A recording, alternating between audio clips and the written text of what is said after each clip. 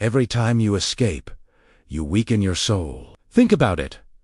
That urge to grab your phone when you're bored, that craving for junk food after a stressful day, that need to binge-watch a series when you should be facing a tough task. Each time you give in, you're telling yourself, I can't handle this feeling. I need an escape.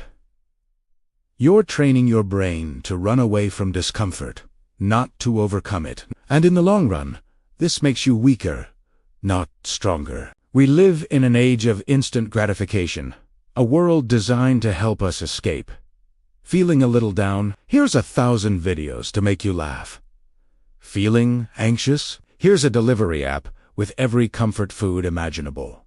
Feeling lonely? Here are endless social feeds to scroll through. These things aren't inherently evil, but they've become our default coping mechanism. We've become experts at numbing ourselves with quick hits of dopamine. We're so afraid of feeling anything negative, even for a moment, that we reach for the digital pacifier, the sugary treat, the easy distraction. This is a modern trap. Our brains are wired to seek pleasure and avoid pain. It's a survival instinct, but in today's world, that instinct is being hijacked. The pain we're avoiding isn't a saber-toothed tiger. It's boredom, frustration, sadness, or the mental strain of a difficult project. And the pleasure we're seeking isn't a nourishing meal after a long hunt. It's a cheap, synthetic high that leaves us feeling empty afterward. This constant cycle of escapism has a name. It's a dopamine loop. You feel a negative emotion. You engage in a high dopamine activity. You get a temporary feeling of relief or pleasure, and then you crash, often feeling worse than before.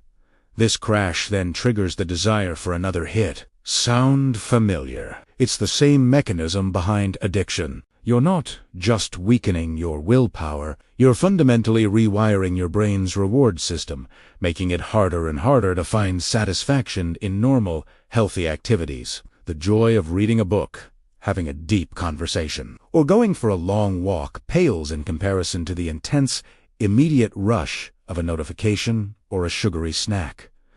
So, what's the alternative? The answer isn't to live a life of misery. It's to change our relationship with discomfort. And for that, we can turn to some ancient wisdom. Specifically from the Stoics. Philosophers like Marcus Aurelius, Seneca, and Epictetus understood this struggle 2,000 years ago. They didn't have smartphones, but they had their own temptations and distractions. Their core message was revolutionary then, and it is just as relevant now.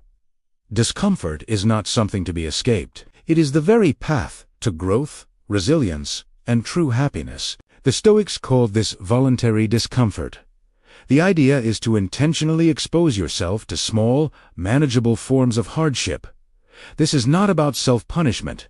It's about training. It's like lifting weights for your soul. When you go to the gym, you don't pick a weight that will crush you. You pick one that challenges you. You stress the muscle, it tears a little, and then it grows back stronger. Your mind and your spirit work the exact same way. So, how do we practice this in our hyper-comfortable world? Start small. The next time you feel the urge to scroll through your phone just because you're bored, stop. Put the phone down and just sit with the boredom for 5 minutes.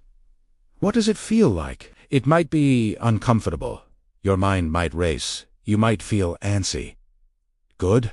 That's the feeling you're learning to endure. You're teaching your brain that boredom isn't an emergency. You don't need to be rescued from it. After a few minutes, you'll find the urge subsides.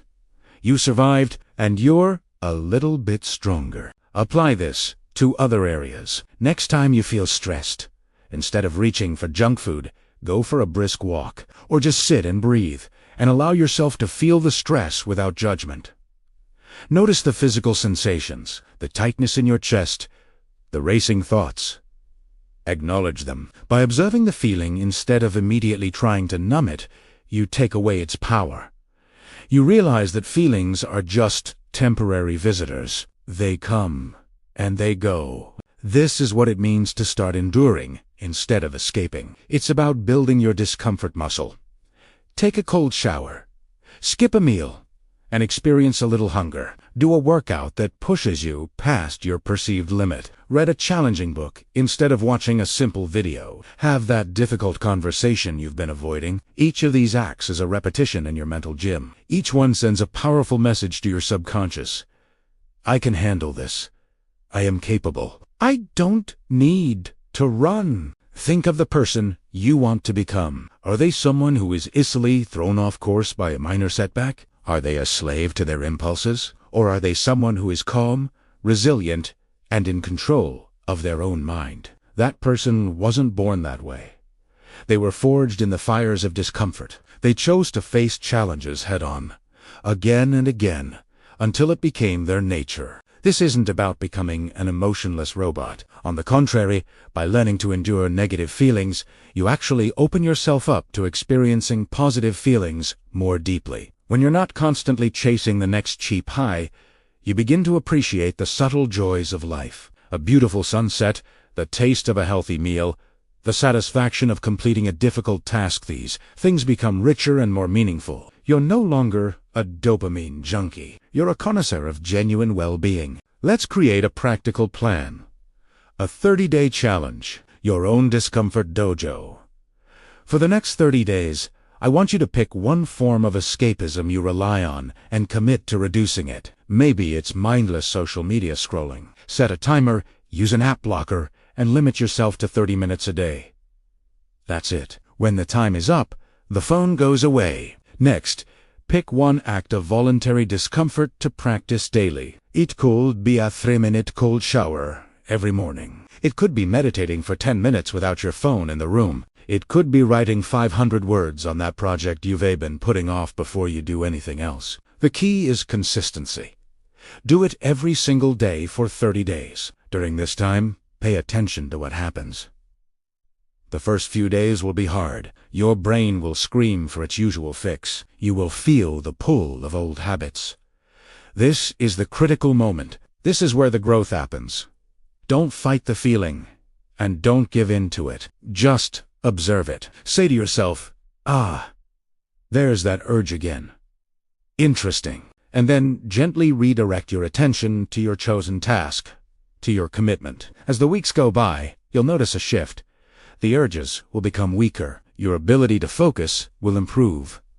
You'll feel a growing sense of self-respect and control. You're no longer being led by your impulses. You are leading yourself.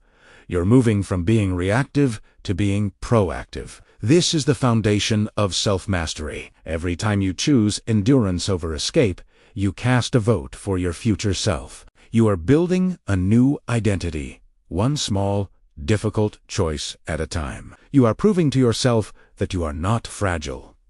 You are resilient. You are capable of handling whatever life throws at you, not by numbing yourself to it, but by facing it with courage and strength. Stop weakening your soul. Start enduring. Start building the person you were meant to be.